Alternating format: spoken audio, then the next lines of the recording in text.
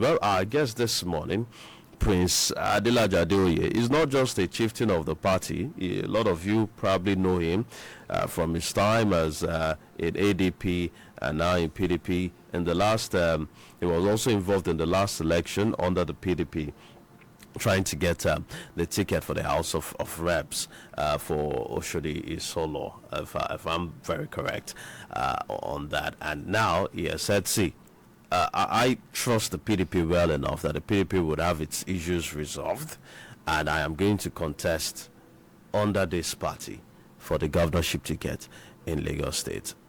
A lot of people have so many things to say about it, but this morning I have with me Prince Adelaja Adeoye, who has joined us to have a conversation around the fate of the PDP, the existence of the PDP, and we would also talk a bit about the PDP in Lagos State. Good morning, Prince. Thank you for joining us this morning.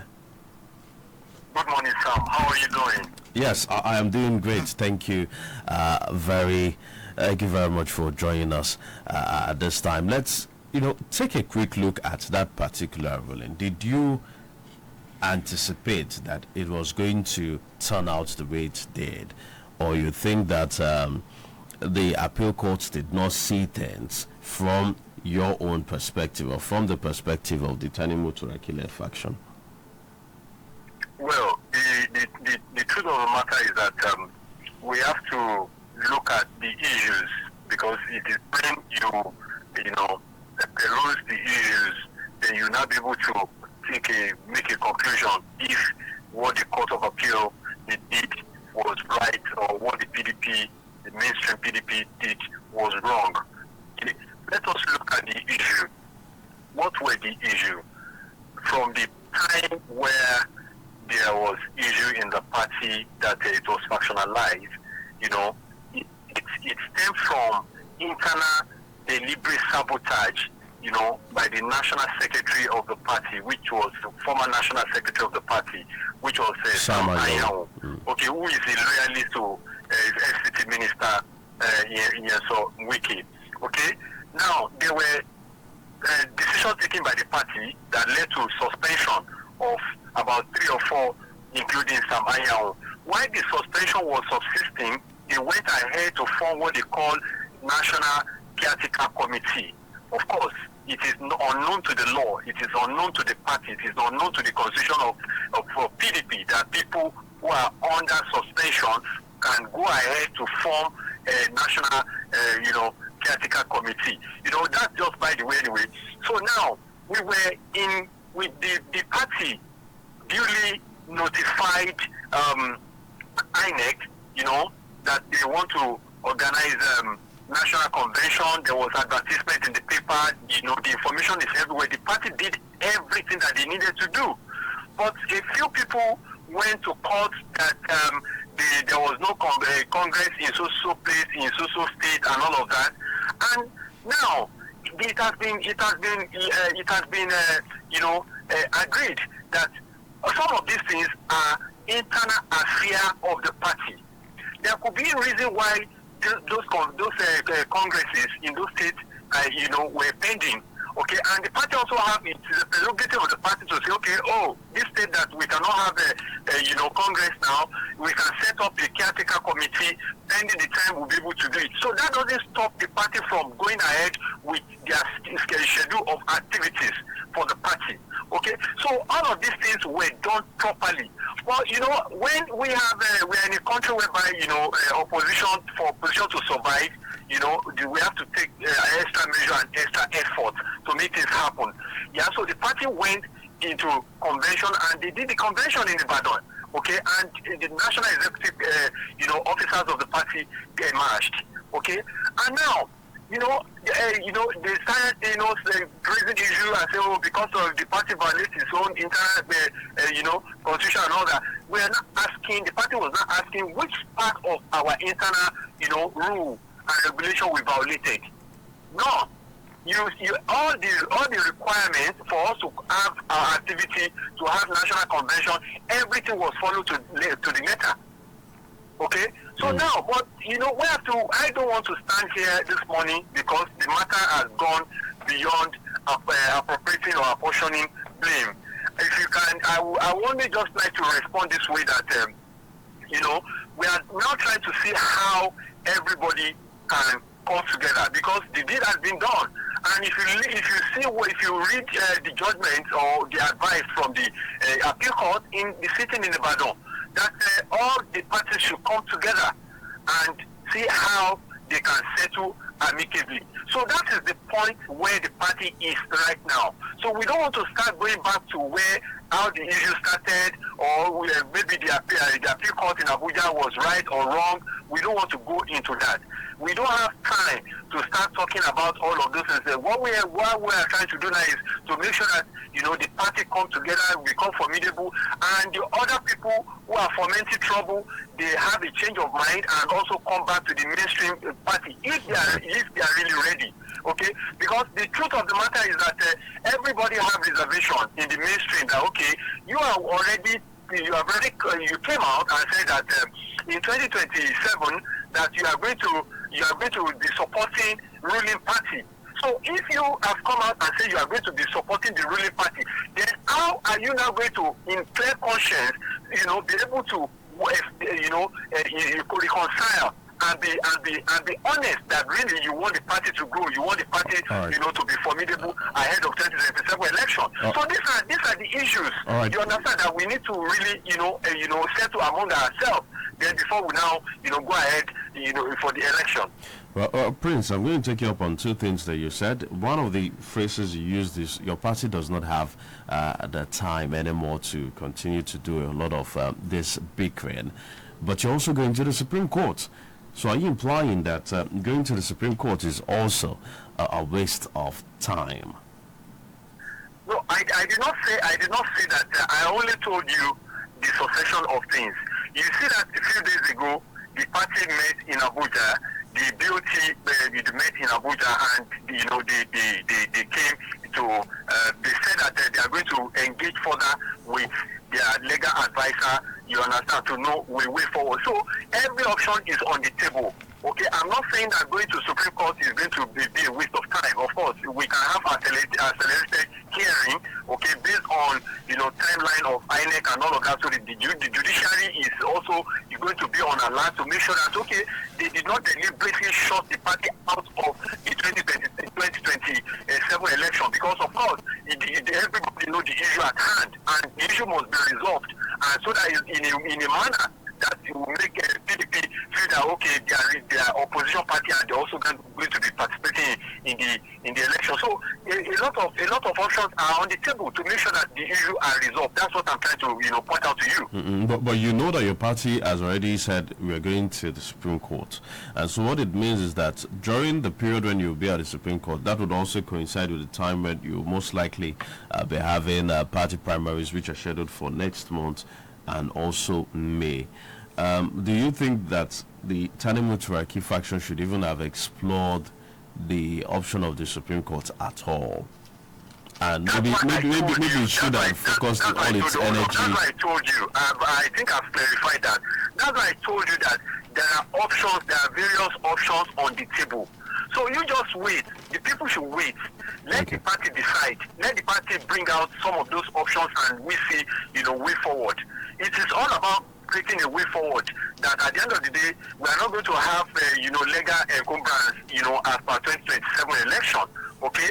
So all options, all cards are on the table. So the party, I believe the party leadership are up to the task. The BOT, the NEC, you understand, and is the authentic, structure of the party and the party members across the country. You understand?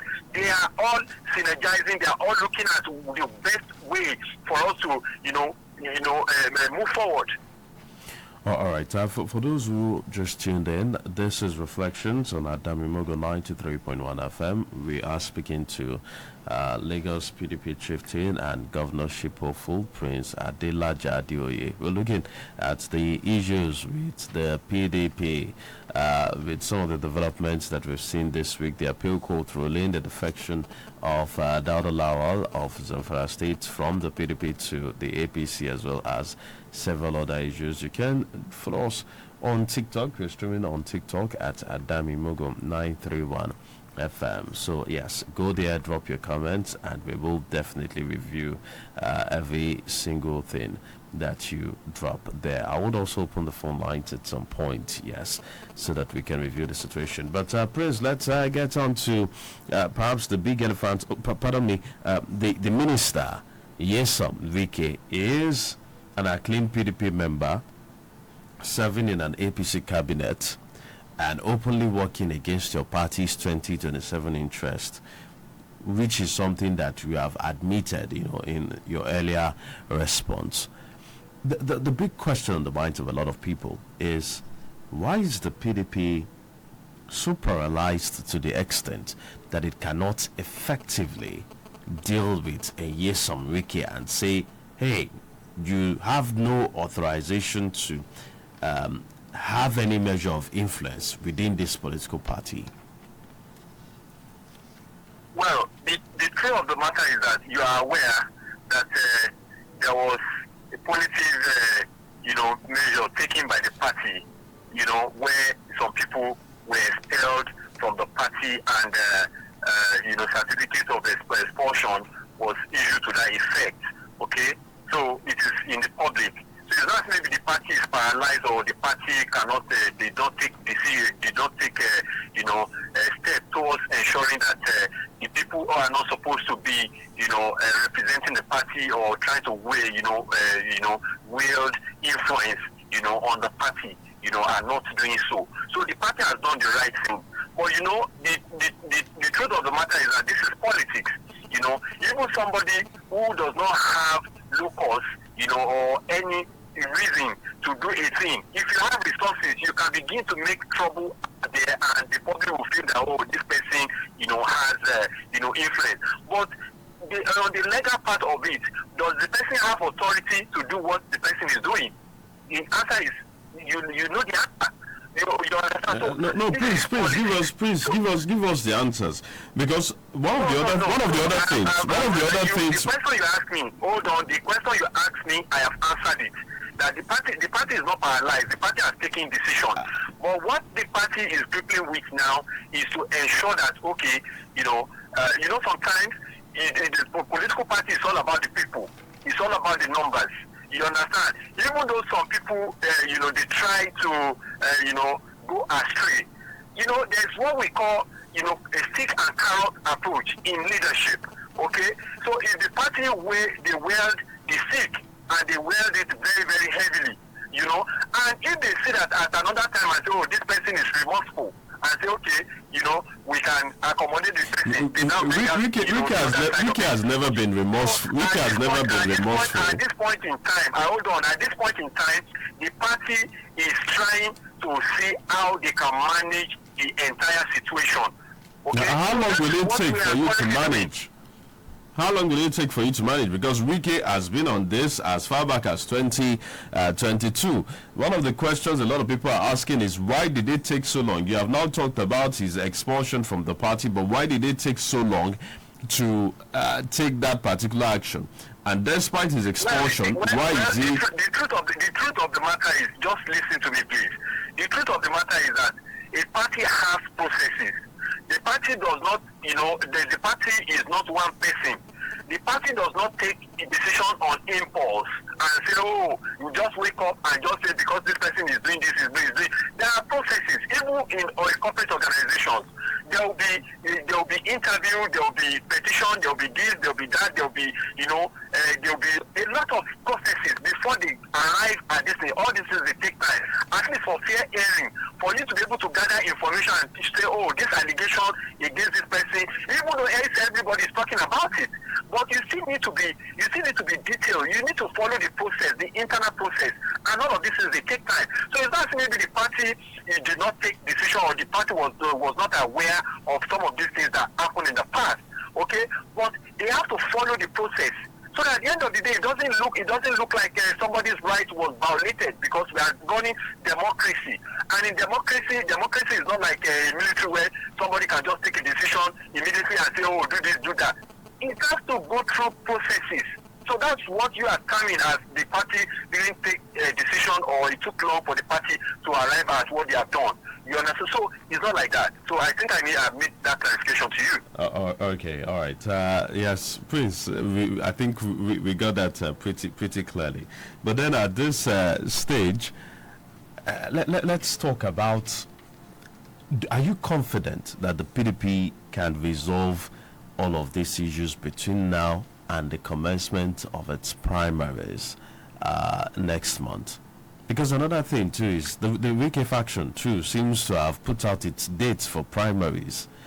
So it means that you have to deal with reconciliation pretty fast. How confident are you that the PDP can resolve its crisis within now and when primaries should kick off?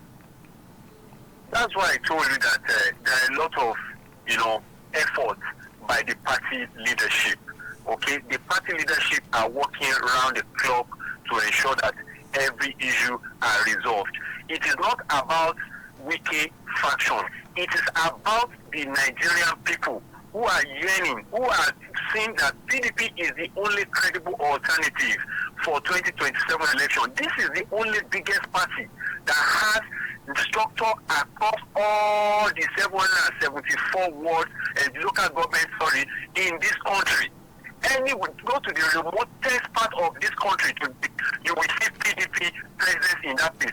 So it is not about Wike. Wike is not an issue in this matter. The issue is legality. If you say Wike are fraction, you have 1 minute remaining.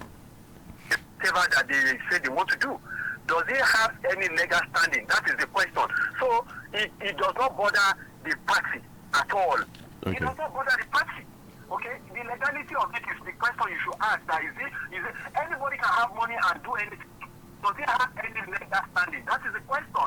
If it does not have any legal standing, then you cannot stop them from doing whatever they want to do. All right. But as I'm telling you, the party is working around the clock to ensure that all the the T's are crossed and all the I's are dotted.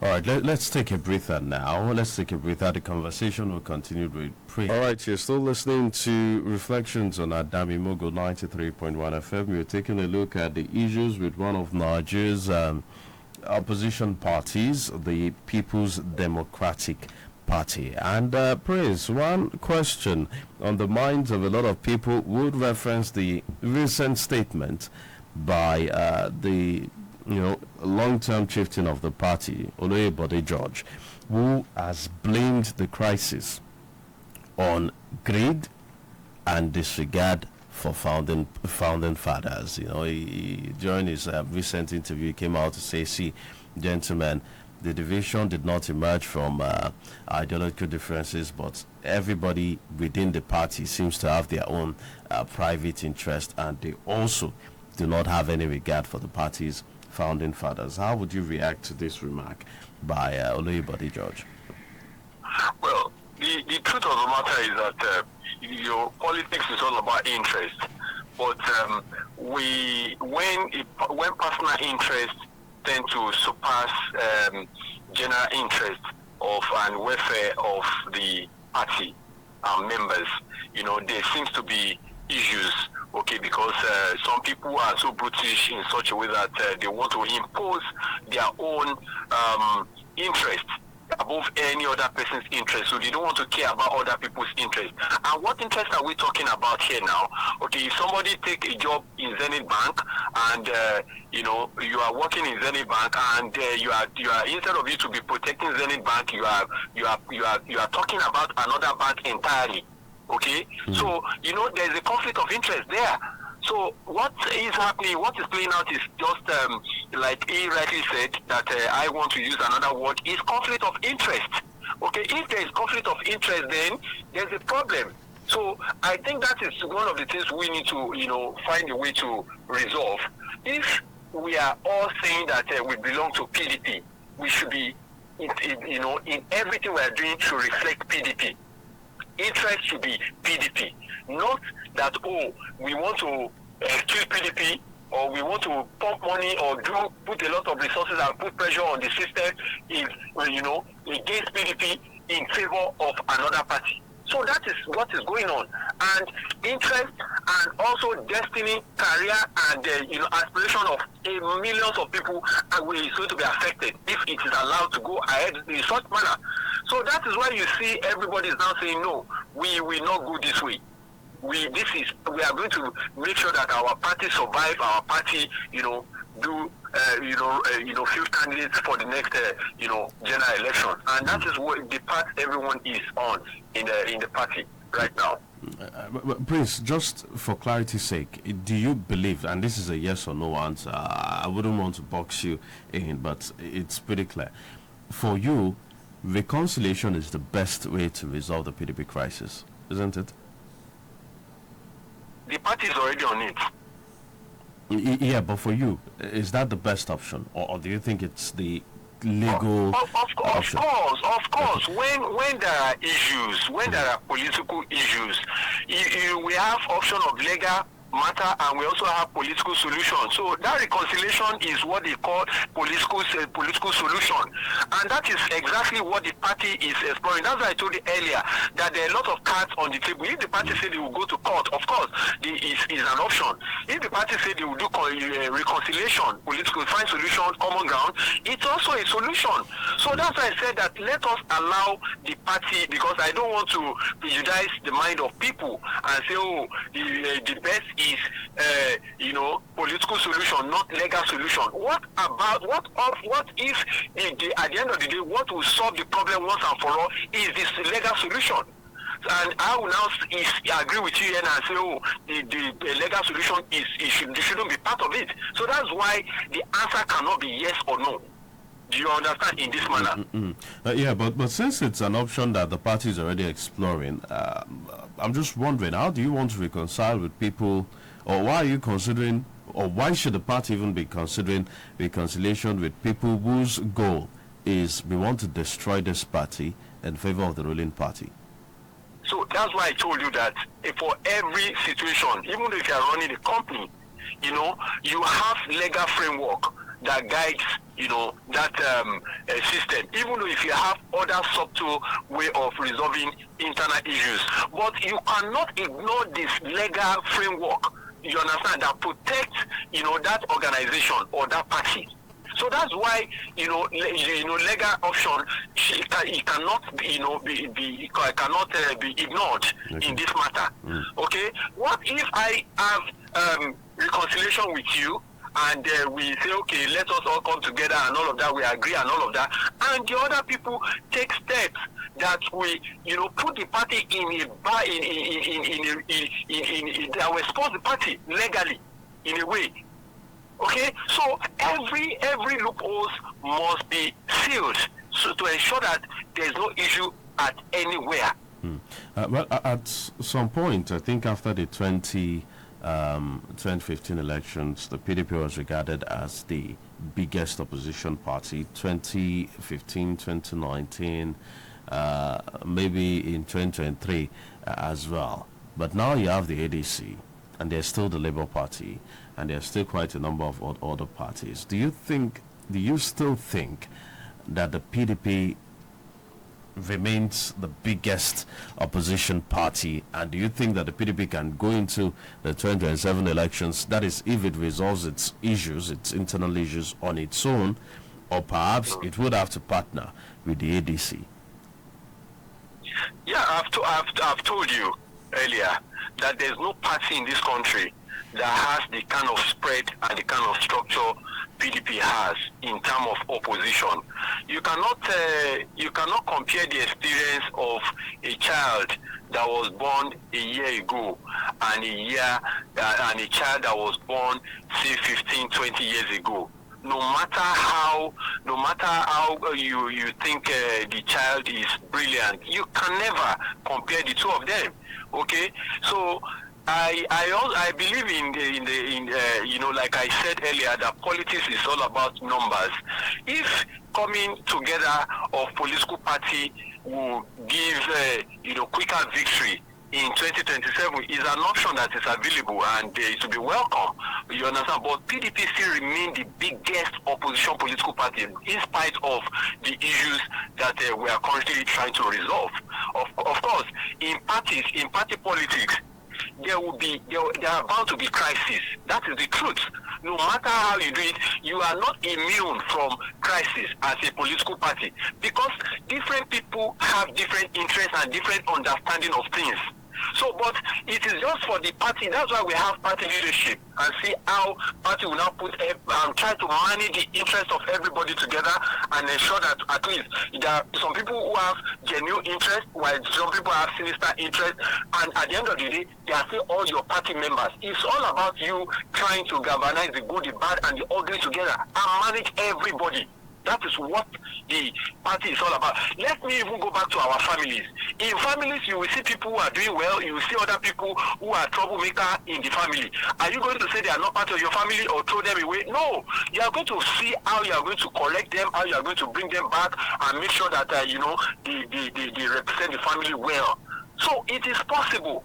You understand? So it's not a problem. It is something that will always occur. Even in the ruling party, in the ruling APC, you see a lot of crisis there. You might not just hear it in the news that I say, oh, this and that, but there is crisis there. What they enjoy is that they have a unifying figure who is the president, who has power to say, oh, let us do it this way, let us do it that way. You understand? In fact, maybe they don't have crisis. They have a lot of crisis as well. No, so but they're managing it pretty well. Is that what you're implying?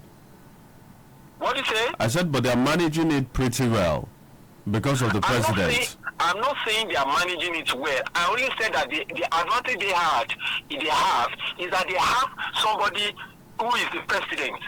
You understand? Who can at least in some way veto and use veto power. Yeah, but you're implying that the president, as the leader of the APC, is a pretty good manager, political manager. I didn't say so. That's not what I said. No, but that's what you're implying, Prince. That's not what I'm implying. If somebody is the president can decide to use veto power. That's what I'm saying. Using veto power that will say everybody fall in line does not mean that he's doing the right thing.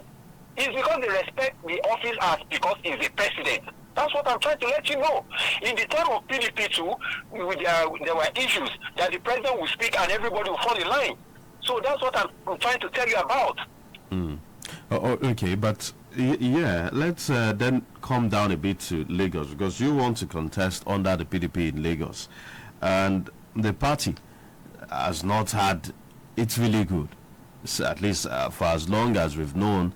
The Lagos continues to remain a stronghold of the APC. Now you are saying that Lagosians need to change that narrative as you move into 2027. How do you expect people to be convinced that if they are putting their votes up for the PDP in 2027, that it's not going to be a waste of time? It's not going to be something it's not going to be a waste of time. Lagosians are tired already. The people, the heads of affair, they've been there since 1999, so they've grown so confident and arrogant, that, nothing is going to happen to them. Okay, no matter what they do. But then, I don't want us to delve into this matter at this time. Okay, so we are going to revisit this matter at the appropriate time. Thank you. Oh, okay. But you are definitely contesting. You want the ticket of the PDP. Prince, are you there? Prince Lajade, are you there? Okay, all right. We will try and reconnect with him. But keep the comments coming on TikTok at Damimugo931FM, and let's also have the calls come in 0805 588 192 0805 588 192, or you can try 0805 588 193. Pretty interesting conversation around the PDP this morning. Hello, good morning. Yes, good morning to you. How are you, my brother? Yes, I'm doing great, thank you. Ambassador Musa, yes, Ambassador Musba, good morning. Yeah, I really change your guest. I think I will need to be honest with ourselves. I want PDP want to get up. And what happened to PDP? APC just look so much. what happened to PDP will happen to them. Because when PDP was in power, 2003, the police everywhere, except Lagos. Even though people, the mission of the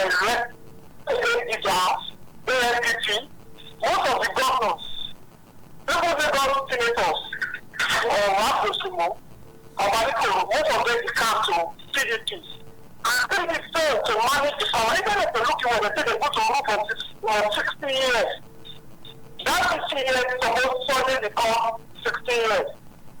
And they are sure more than what their smart is consumed. But we take,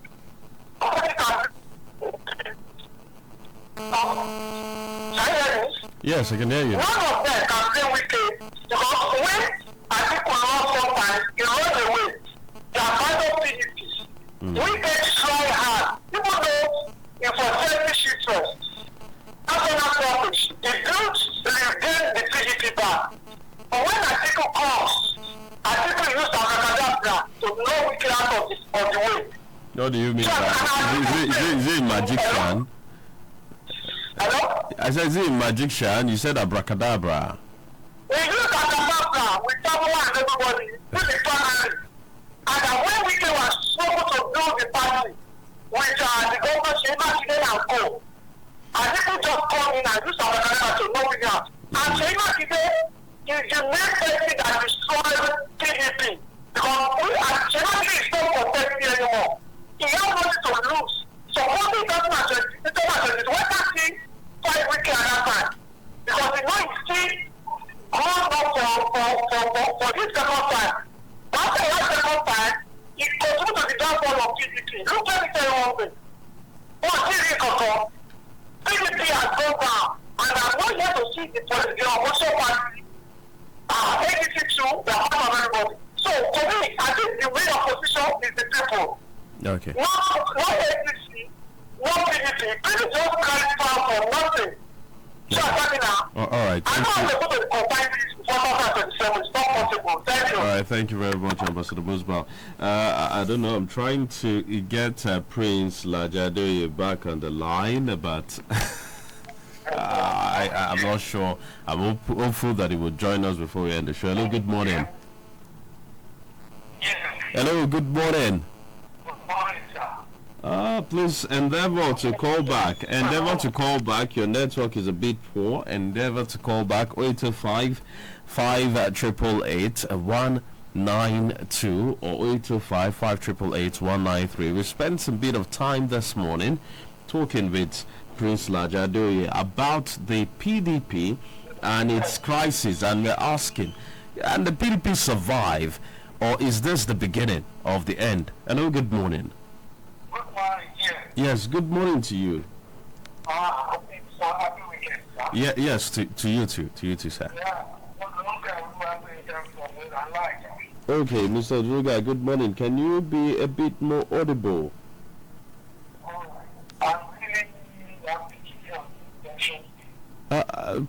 Mr. Druga, we can't hear you clearly. Hello? Oh, so Prince Adelaja is not, he went off and we are trying to reconnect with him, so he's not online at the moment. I know. I say he left us on the program,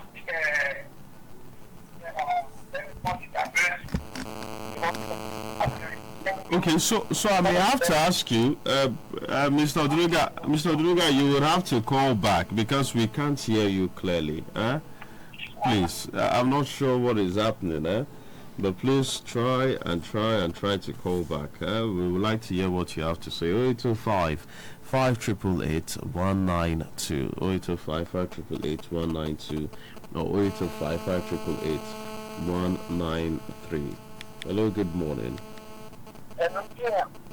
Okay, Mr. Druga, we have you back on the line. Let's hope that the network is better at this time. Our guest this morning left us on the program with annoyance. Maybe you don't get to notice when you ask that question, you understand, about the chances in Lagos. And she left us and she said thank you because you are asking him a question and he's not answered to it for it. So that's another level. But what I want to call the attention of the Adelaja and all PDP party in Lagos and the Federal Republic of Nigeria is everything is a matter of the foundation. PDP never built by Democrats. PDP as a party built by let me call it military dictators before they left the power and they brought the military man to be the second public president. I know it is. Yeah, with you. All right. So, and that person was the official for Basoto. And during the period, to Yaradua, to Gulo Jonathan. Gulo Jonathan is only a little bit politician, a little bit not a deep politician. Yaradua is not a politician, but not so much deep. And Atiku Abubakar is a custom official before, is the first man. So all the foundation that built PDP is a power. That is why they bring this slogan, when they say PDP, they say power for the people. Power for the people, not people they are specific on. It's power for themselves because they know whatever they are doing there. Even during the time of Obasanjo, you really use the power, came all the Southwest back from the second time, and sometimes, Tinubu later took it back by 80. But that is not way that is way. But the issue is, by now, there is no any elderly statement in PDP that they are respecting. No one that anyone can listen to. All the military men are already retired because they have used the platform for what they focus on bring back to civilian government and democracy, and that's all. But now, PDP has gone, all their PDP, all their governors do well. They cannot win under that platform. But let me call the attention of Adelaja to these people of Lagos are fired. Firstly, on the south side, people of Lagos are fired. Since when? Since 1999, that's what they are always calling to the media to say. PDP, the entire of 81 in 2023, the entire of 81, 137, the entire of 207. So they cannot, because make them go with their house in order. We can commit offense. The offense is anti-party. Same thing, this is our papa here, that is the Oluugbeminiyi Egypt. He supports to be open, even all the people that go to his house, he's a PDP member. From the party chairman, structure, one chairman, and everything to the state. So all of those people are supporting me. They come into media and declare saying that it cannot happen. So now you say you want to win Lagos on which platform? You don't have any platform again. PDP have already, they are just all right, thank you. All right, thank you, Mr. Eldunega. Thank you, Mr. Eldunega. All right. Yeah, let's take more reactions. They're still trying to re-establish contact with Prince Laja Adeoye, even though one of my callers says he left angrily. I do not want to agree with you that he left angrily. We're having a simple conversation about the opposition party. 0825 5888 193, 0825 5888 193, or 0825 5888 192, 0825 5888 192, or 0825 5888 193.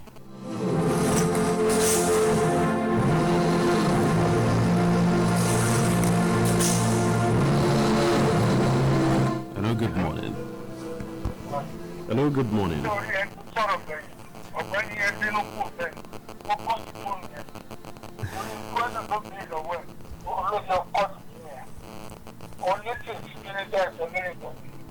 Okay.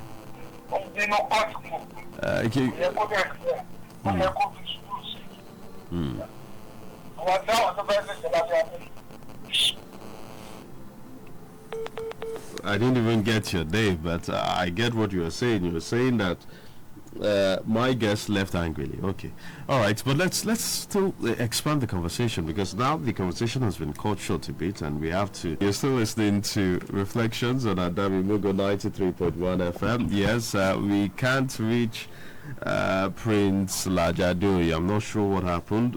Was it the network? I really can't tell, but we will continue the conversation with Chief Oluugbeminiyi. Chief Oluugbeminiyi is a former vice chairman of the People's Democratic. Yes, former deputy chairman. Deputy state chairman. Yes, former deputy chairman of the Lagos State PDP.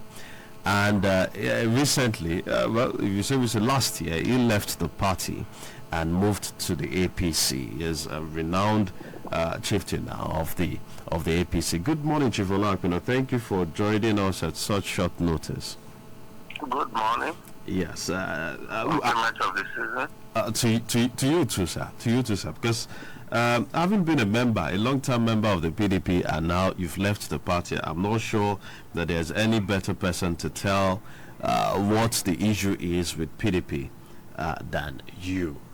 So, you look at all the crisis that is going on back and forth, and which was also one of the reasons why you said you were leaving the party. Inability to resolve, all of these issues in place. What do you still think of the PDP now and its inability to fix all this back and forth?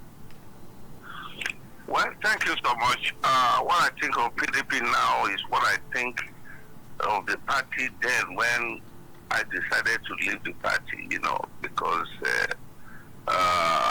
at the time we were leaving, the party had already been seriously polarized, and there's this determined effort by some players to bury the party, and they are not even hiding it. And you see, when I situate all those events, it boils down to one problem: leadership. You see, the problem is that at a point, PDP lost its compass. There was no clear-cut leadership that could call people to order, that people could rally around. If you recollect, Baba Basanjo was the first president of the party from 1999 to 2007. Yeah. Yar'Adua took over from him, then Jonathan. And as at the time PDP started declining, Obasanjo had left the party, Yar'Adua was dead, and Jonathan had turned the cold shoulder to the party. So there's a serious leadership vacuum. So then people who are not trained or who have not really been tutored or climbed the ladder to assume leadership, assumed the command of the party. And naturally, when you are not fit for a particular position, when you don't have the pedigree for a particular position, you don't command the expected respect from the followership. And I think it is that leadership vacuum that has destroyed the party and effectively buried it as of today. So you think that the party is basically dead? That's what you're calling it? Not only dead, but buried. But buried? But like Jesus Christ resurrected, maybe there will be chances for resurrection in future. Being, an artificial person, registered in law, maybe something will happen, if the party did not merge while this crisis is going on, merge with another political party and lost its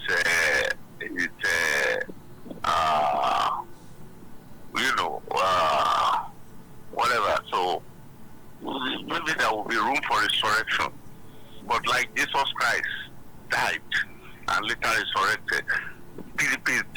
I wouldn't know whether it will be resurrected in future.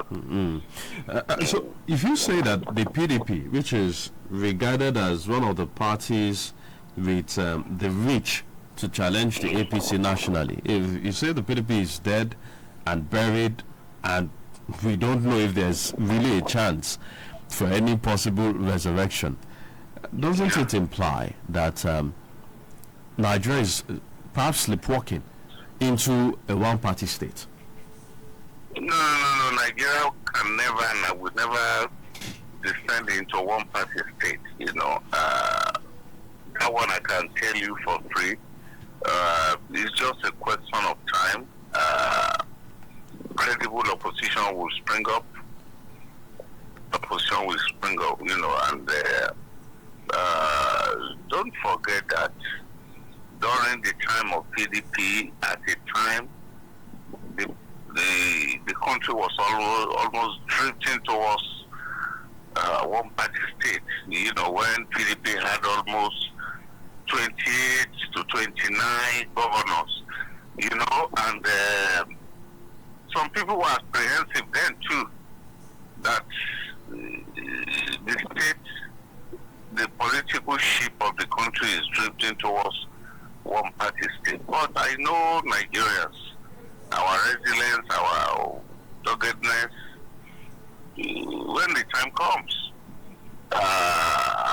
well, I think that should be a warning to my party, APC, that in this country, once a party is becoming too large, is becoming too strong, or I don't know, when it seems you are having everybody decamping, well, that is some red flag. So that's a red flag. So you think that the numbers that the APC is adding up right now would also be would have some bit of counter effect? You see, because right now it seems that the only platform where you can contest an election or aspire for anything is APC in this country. And the red flag content of that is that it will be fight to finish for those who are inordinate, ambitious. And we have a lot of them, because they don't have any other platform that they feel they can express. So it will get to a state that the party will cave in from within if care is not taken. Because it's a case of where you want to feed 20 dogs with one wrap of pap. Definitely they're going to bite themselves. But then you have the ADC. There are several other parties. And one would wonder, why are these governors who claim that they are leaving the PDP because of the crisis within the PDP, why are they not tilting to the ADC? You see, ADC to me is just, well, when you look at the composition of ADC right now, majorly it was those who destroyed, not all those who destroyed, part of those who destroyed PDP that have congregated in that party, and I don't think they have anything fresh to offer. You see, because you can change your clothing, you can change your shoe, you can bleach your skin to look different, but your character remains, and your character defines who you are. So I'm of the opinion that they have not changed, they have not learned any lesson, and I doubt if such character can make a strong opposition, So it's just my opinion anyway. Okay. My opinion. All right. I'm speaking with Chief Oluugbeminiyi. He is a chieftain of the APC right now, former deputy state chairman of the People's Democratic Party. We are continuing the conversation that ended abruptly with Prince Elijah Adeoye. And, Chief is just giving, insight into what he thinks the status of the PDP is at the moment. He says the PDP is dead and buried. Are there any chances for resurrection? He says maybe, and he has also talked about the character of the people who are, the possible red flags, the red flags with the APC, what may affect the APC with everybody tripping, a lot of people tripping into the ADC, and what it is also for the ADC. Don't forget that you can definitely join the conversation. You know the lines to call, but I'll call out the lines again: 0805 5888 192, as well as 0805 5888 193, or 0805 5888 192, or 0805 5888 193.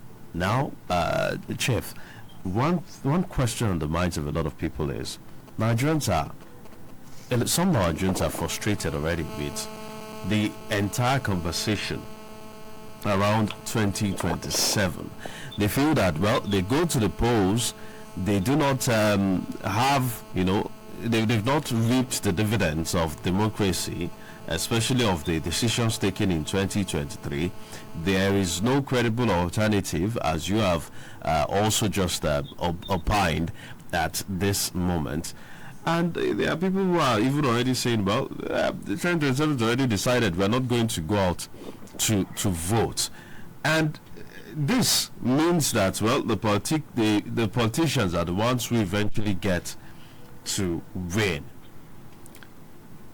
Dropping the toga of being a politician, how exactly can the Nigerian people hold government, hold political parties, and hold politicians to account to rebuild confidence in the system? Yeah, thank you so much. If politicians are going to be held accountable to the people, then we must have a very strong press. We must have a very strong press. We must have a very strong civil society. And you see, Rome wasn't built in a day. And talking about dividends of democracy, yes, we are getting some, We can't have it all at once, Things are happening at various levels, maybe at snail speed. Development are happening, maybe not at the level at which we envisage, or given our natural resources, our level of whatever that maybe is not commensurate. But things are happening. Things are happening. And the only way it will keep happening is for us to have a very viable, a determined, incorruptible fourth estate of the press. Then a very strong civil society, not all those mushroom civil societies that are formed by the people in government to masquerade as representing the interests of the people, only to urge on at a point, then capitulate according to the dictate of their paymaster. So if we are to have hold politicians accountable, we have to start from being choosy about who represent us at what level. We have to have that. But we can't have that where there are no viable opposition. A situation where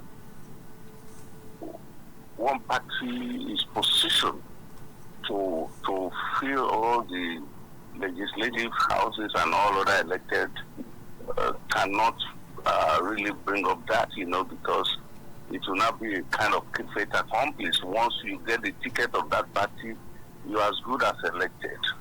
But then, who will get there? Because the world is now a global village. We know what is going on a daily basis with our neighbors, with everything. And whether you want to admit it or not, whatever happens around you affects you in a way. Look at what is happening in the West African sub-region. And vis-a-vis all this military taking over again. Some people will come up and tell you, oh, it is not normal for the military to do that. But then, the question we should ask ourselves is, are the civilian administration in those countries, are they doing the right thing? Have they not abandoned the people? Are the people better off under them? You see, so with all this in place, I'm sure a time will come, and not too far away, very soon, things will start taking shape. Things are taking shape, and still things will keep taking shape. My opinion, sir. Chief Oluugbeminiyi, you're a chieftain of the APC, but and I would like to get your fair assessment of the Tinubu's APC. Your party been in power since 2023. You were convinced at some point to leave your previous party and move to that party, and so there must be something that must have triggered you. There must be something that must have also impressed you about what the APC is doing. So I'm asking you right now, what is the APC doing that you think a lot of Nigerians some may appreciate or some are not appreciating, but indicates that we're on the right path? Yeah, thank you, Mr. Moderator. Well, I'm talking about parties. Parties are platform for expression of one political views, right? And you can only do that when you actually have a party in place. But when the party is systemically destroyed by those who are expected to strengthen it, it no longer provide that platform. So you move to a better platform. We're talking about what the APC has been doing from 2003. Yes, there are movements, there are things happening. Okay, let's take the regulation. Yeah, as thoughtful as it might look like on the surface, the regulation is a necessary policy to be pursued. In fact, all the three leading presidential candidates campaigned about deregulating. Obi did, Atiku did. Well, maybe their approach and the way they go about it may differ, but it still remains the fact that all of them campaigned about the regulation. Then the question now we should ask ourselves is, what have we gained from the deregulation? Yes, we have gained something, right? Through this deregulation of the downstream and our petroleum sectors, we now have a refinery privately owned by one of us who is taking over the business of petroleum, not only in Nigeria, but in fact, the whole of Africa. That is one benefit. Another benefit is that the funds that accrue from the subsidy removal. Oh, I should have used the word subsidy removal, not the regulation rather. Subsidy removal. You will see most of the states, not even most, all the state governments and local government now earn like 3 or times 4 of what they used to take as federal allocation on a monthly basis. And for us in Lagos State here, you can see the dividends in terms of road infrastructures and other level of infrastructures, maybe rail infrastructure, road infrastructures, and some other indices of development. So, if some states are not enjoying that, well, we should ask their governor. We should ask their governor. So, a lot of things are happening at the federal level. Yes, some people came up with the idea that the coastal road is a white elephant project. I humbly disagree with that. The coastal road is not a white elephant project. The Sokoto, Lagos, or road that has commenced is not a white elephant project. And the massive road repair going on in the country is a sign of a better economy to come. Now, let's move away from petroleum subsidy. Another policy that this administration has put in place is the floating of the naira. And you will agree with me, sir, as a Nigerian, that when naira was heavily subsidized, being subsidized by the central bank, it was serious business for the round-tripping chief executives in the banks and in the manufacturing or in the other industry. They are always buying these dollars off under the pretext that they want to bring in this, bring in that, then buy it at a lower rate, take it to parallel market, and make humongous amount of money. And if you take a pencil of most of these our emergency billionaires that you see today, 70 or 80% of them are in that business of round tripping. So it is a policy that has cut off unnecessary subsidy of few corrupt individuals who are living large at the expense of the ordinary Nigerians. And such gains from that policy are those that makes the federation account to be as buoyant as it is today. Yeah, we can go on some of the, and you see, like all new policies, sometimes we could have problem with the implementation because it is being driven by human beings, by Nigerians. You see, so we could argue on area of implementation that, well, is it being properly implemented? But the desirability of those policies, we have to separate it. That is it desirable? If it is desirable, then we have to do it. Then, if in the process of implementing it, there are mistakes here and there, of course, there would be mistakes in any human endeavor. So, and we will keep correcting it until we get a perfect or near perfect something, you know, because for me as a student of business administration, we do not believe there is a lasting solution to any problem. Yeah, there is no lasting solution to any problem. We only have visible solution to a problem. It's a mere political statement when you mount the rostrum and said, I'm going to get a lasting solution. Those are political statements. So for those policies and many other policies that have been implemented by this administration, of course, there will be room for fine-tuning, room for putting things right. So my views are.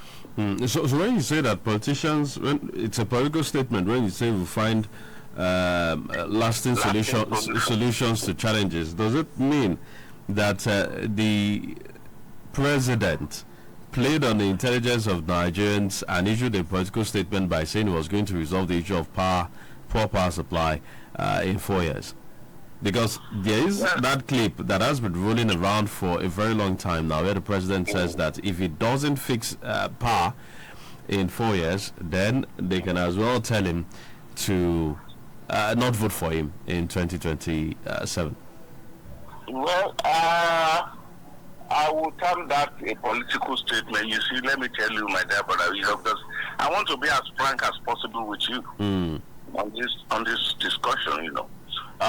When we politicians man the rostrum, like all over the world, we come up with fantastic ideas. Yes, some of our ideas were researched, but you see, you can never appreciate the anonymity of a problem in a house.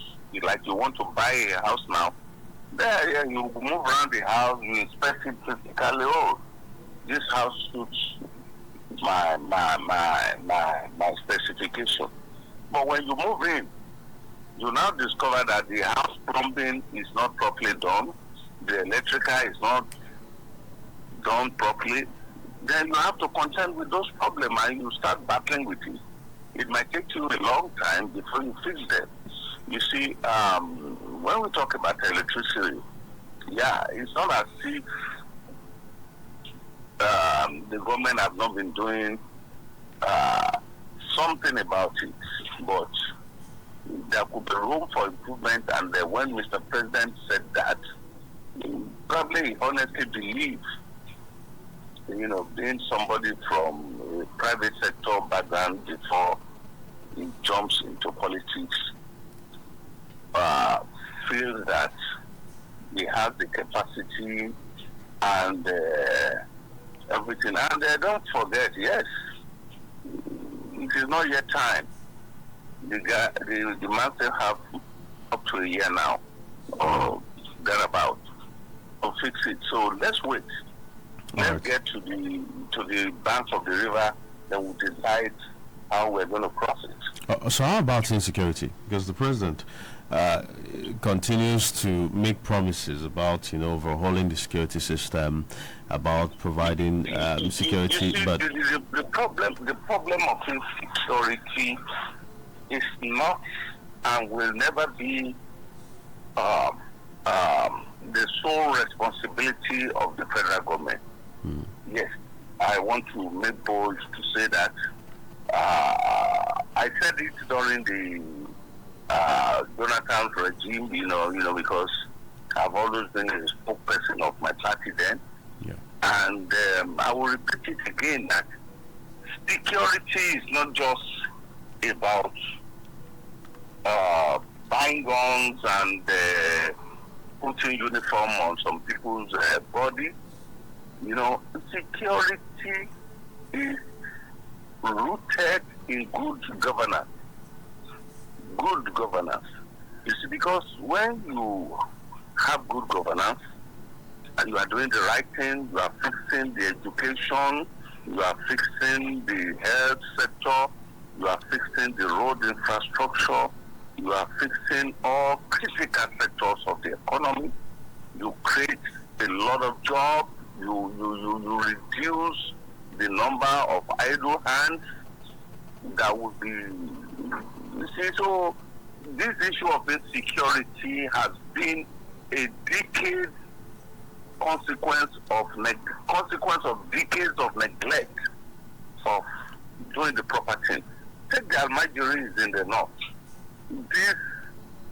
The concept of Almajiri has been, if not century-long doctrine in the north that has produced a lot of poverty-stricken people that has reduced majorly people of the northern extraction to beggars. I'm sorry to use that language. And you see, and coupled with when you have such a situation, you fall into the hands of religious radicals who have already radicalized this army of Almajiris and, and that is why all this insurgency is getting air, because there are millions of recruits from that part of the country.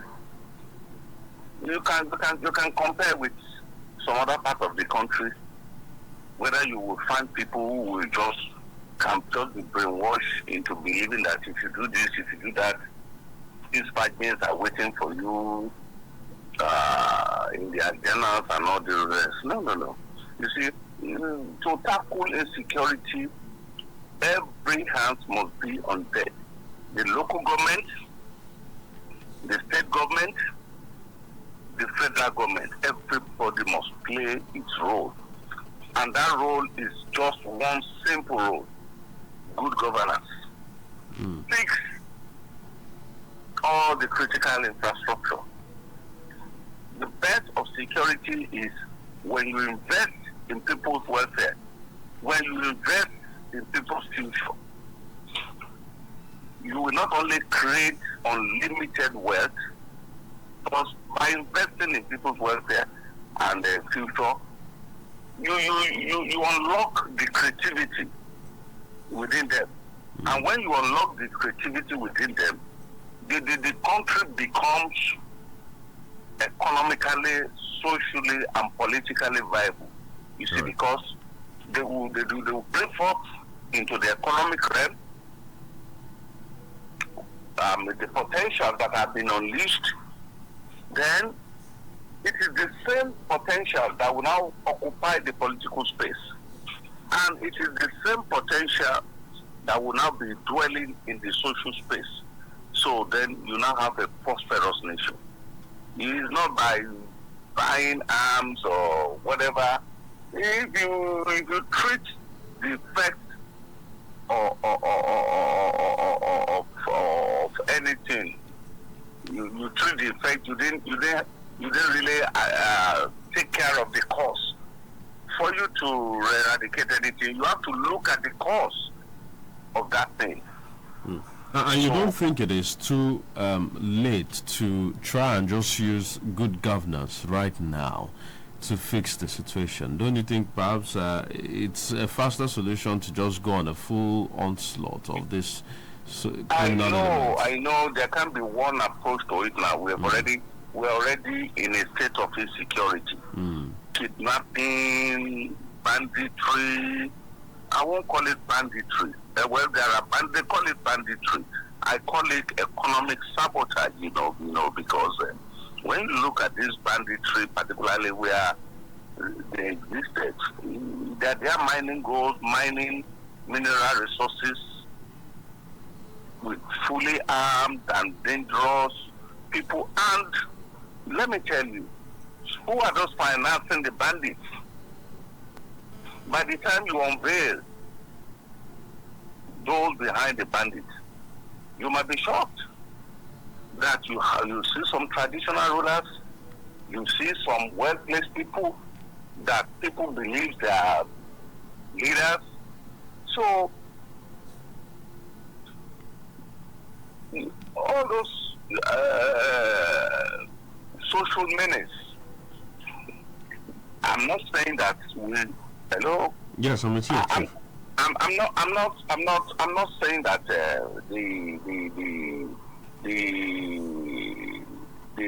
issue can only be treated by good governance. It's going to be a combination of good governance now and proactive action. All right. And I can bet you the government is trying on that level too. They're trying their best. Okay. They're trying their best. All right, Chief, let's take a look at Lagos State in particular. I recall that sometime in 2023, you made it clear that APC doesn't care about Lagosians. Do you still stand by that point, or has it changed? What has changed it, if it has changed? Well, in 2023, well, you see, the business of an opposition sometimes is not to acknowledge what your opponents are doing. Well, you see, Lagos State, yes, we are moving, right? But maybe the speed could be faster. Maybe the speed could be faster. Are you with me? Yeah, with you. So, but you can see development at various local governments. Things are happening. With the subsidy money coming in, a lot of roads have been fixed, schools have been built, the state governments are pushing on with their rail system projects, and things are moving, yes, but it could be better. It could be better. It could be better. Now, I recall that when you left the party, you, the former spokesperson of the party, also left, and several bigwigs left. What has the reception been for you within the APC since you moved? You said what? What has the reception been like for you since you switched parties? The reception. Well, you see, for me, I do not really craft for attention and recognition. You see, I believe in earning it. So, at the appropriate time, as time progresses, my work will be discovered and I'll be given my due recognition. It's not as if I'm not crapping for any recognition or attention, So I'm a professional in politics. I'm not a professional politician. All right. Thank you very much, Chief. I know that you may have to leave because this has been a sort of emergency rescue. But before, thank you so much. Yes, I'm having a lot of calls right now, so let me pick it. Thank you so much. Thank you very much, Chief. You too. Thank you very much. All right, that has been Chief Oluugbeminiyi, and we've been taking a look at the PDP, the APC, and all the parties put together. We are grateful that we're able to get him at such short instance. But let's take a couple of reactions. 0805 5888 192. 0805 5888 192. Hello, good morning. Mr. Dunuga calling back. Okay, Mr. Dunuga, good morning. Thank you. I think the time where the judge say PDP have already died waiting for funeral. That they are one of their vice chairman, Lagos former deputy state chairman. Yeah. Yes, Mr. Dunuga, we can hear you.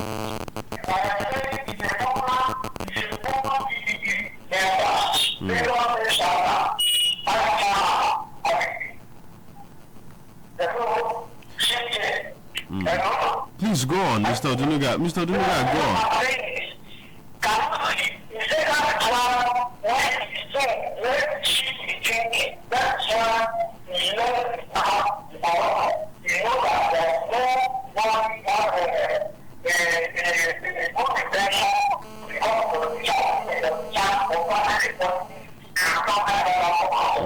All right, so thank you. Mr. Dunuga, we can't hear you. We can't hear you, Mr. Dunuga. Maybe you should move away from that echo. Okay, better now. All right. Now, what I'm saying is this: we are going. The infrastructure we are talking about, when we talk about subsidy, we talk about electricity. Nigeria, we are not entering at all. The people we are talking about, People Democratic Party, not that demand. Is the first president in German Republic and more great ICTC and LCC. But that is so much. In that is what it's time going to the national TV media. Then we collected money from local government, state government, and federal government contribute $17 billion. $17 billion to create All right. If we quantify the money now, it will be something like maybe we are talking about 50 states, 27 something billion. If we want to get it, the one is our observation. This present administration have already tried the counting of using the electricity 15 hours in a day. But now they are so drastically. All right, thank you, Mr. Odunuga. You have to wrap it up now.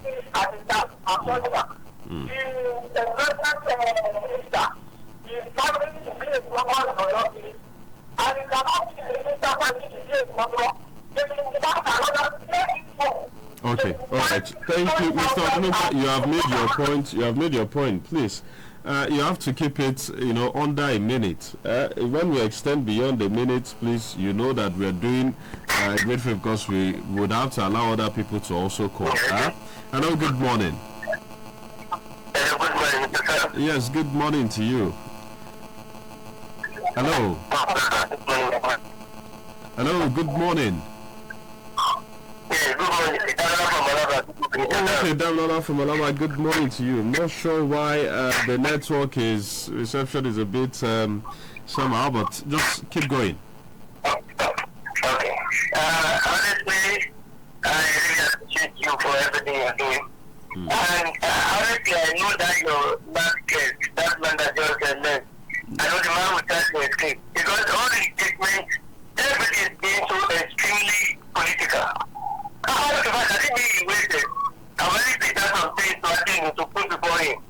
But notwithstanding, but I want us to know one thing. We might be moving from one party to taking one party to another. But how do we now talk about the idea at our own land, our own country? This is not what he was saying, but that's not what he said. I look at everything. Okay, how can you tell me that it is in Constitution? With the president, it is the fundamental duty of the president to actually secure the right property of the people. This is what's going wrong. And look at everything you put for him. Look at his response. It's extremely political. If we are behaving like this one, where are we going? One day, okay, where is Awolowo now? Back at Awolowo. Where is Atiku?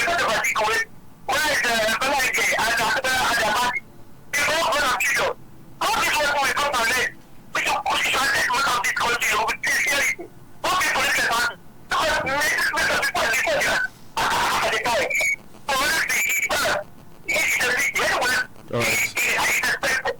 But I know one thing again, one day, Nigeria will stand. And all these people, if they're exposed. All right, thank you very much, Damlola from Malaba. There 0825 5888 192 or 0825 5888 193. Hello. Yes, good morning. Okay, Ambassador Musba. I believe this is how things will go. Like they say, is this how it will go? Yes, this is how it will go. Until we Nigerians try to form institutions that we can discover ourselves that politicians cannot come and rule us and punish us and do nothing and get away with it. After out of office, he will join us to be crying out like one former president Obasanjo is doing right now. He's joining us now. But when he was there, he didn't listen. His rule died by whatever I call it, do or die. But to me, how do we continue that? After politicians reach office, they will not listen to me, you and I, they be among us, shouting together. But what I do is get to our point. So until we discover that, no matter even the devil that come and rule, you must listen to and do what people want. Right. Without that, honestly, we're going nowhere. Thank you. Thank you very much, Ambassador Musba there. 0805 5888 192 0805 5888 193.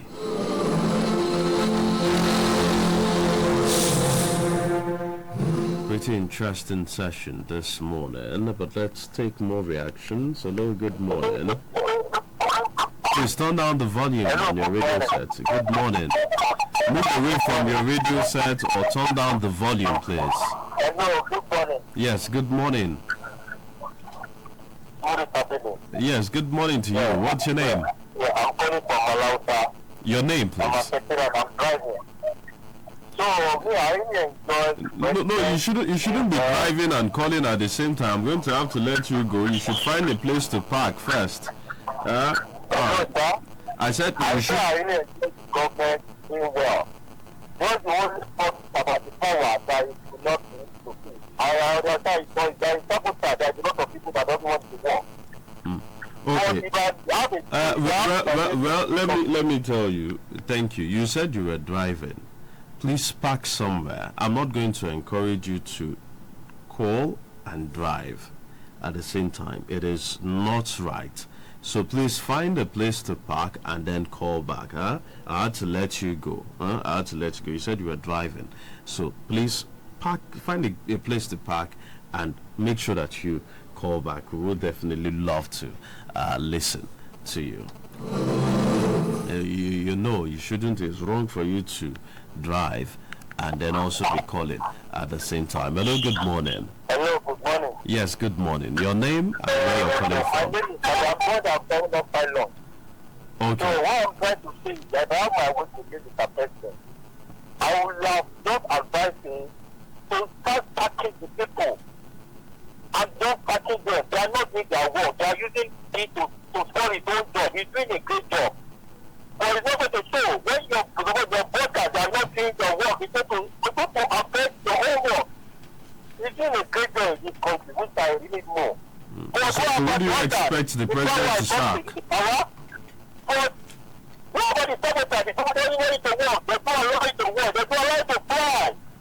My name is Mori Patili. I'm very happy. He's a great man, and I pray God will give him strong edge to face the remaining things that we are facing in this country. Thank you very much. Thank you. You didn't give us your name. I say my name is Mori Patili. Mori, M-U-R-I. Okay, Mr. Mori. Thank you very much. Yeah, I think we can manage some 2-3 more calls before we call it a wrap on reflections this morning. We kicked off the conversation with Prince Adelaja Adeoye, asking the question as to how the recent court ruling is going to affect the PDP. We had a conversation around what are the options left for the PDP. Is the PDP going to resort to reconciliation? It has said it is going to court, but that also has its own implications because primaries are due for next month and May. So it means that it would be in the Supreme Court at a time when it should be tending to primaries. And then we also had a conversation, a brief conversation about the PDP in Lagos, and he said he's not ready to talk about that yet. And then we switched to big conversation with Chief Oluugbeminiyi. Hello, good morning.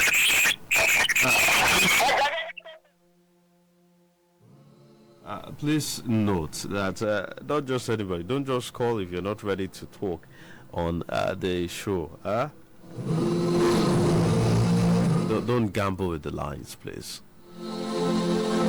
And then we switched the conversation to Chief Oluugbeminiyi, and in our conversation with Chief Oluugbeminiyi, he highlighted what he thinks about the PDP, saying the party is dead and buried, and well, there may be a chance for resurrection. He also, talked about the APC, saying that with the APC taking so many people at this time, he is not entirely sure if the party would not break up at some point. He thinks the party will break up. He thinks that a lot of people joining the party itself is a red flag. And he also talked about the ADC.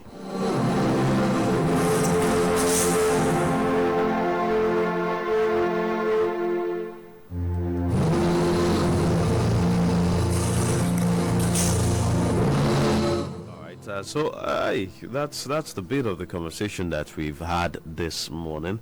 The most important thing, because a lot of people may say, why are we talking about the opposition this morning? The idea is we are in a democratic society. The president himself has made it clear that we are in a democratic society and that he's a Democrat any day, anytime. And the beauty of democracy is that there is always an opposition in the wings to ensure that there is accountability, that things are done the right way, and that there is somebody that is holding on. And yes, Chief Oluugbeminiyi is also throwing a challenge to media houses and civil society organizations, saying that, hey, we have a lot more work to do. Well, we'll take that. We'll keep doing what we have to do by bringing these conversations and asking all the questions that we should ask.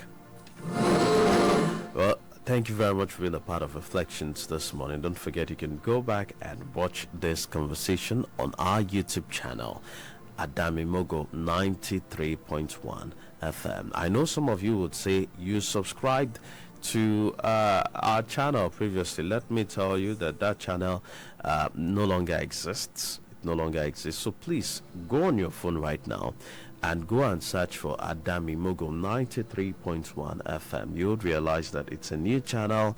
You've not subscribed. Why do we have you listening if you're also not subscribed to our channel? So please go right now and go and subscribe to that channel so that you won't miss out on any of our interesting and really exciting and stimulating content. And let me tell you that if you've got maybe news stories, you've got inquiries, you've got more conversations, around the show that you would want to highlight, you can reach out to me via 07063 403583. 07063 403583. Thank you very much for being a part of Reflections. We would come back next week, but don't forget that tomorrow you can join Yetunde Atoda on the show Oro Ray. Enjoy your weekend. Good morning once again.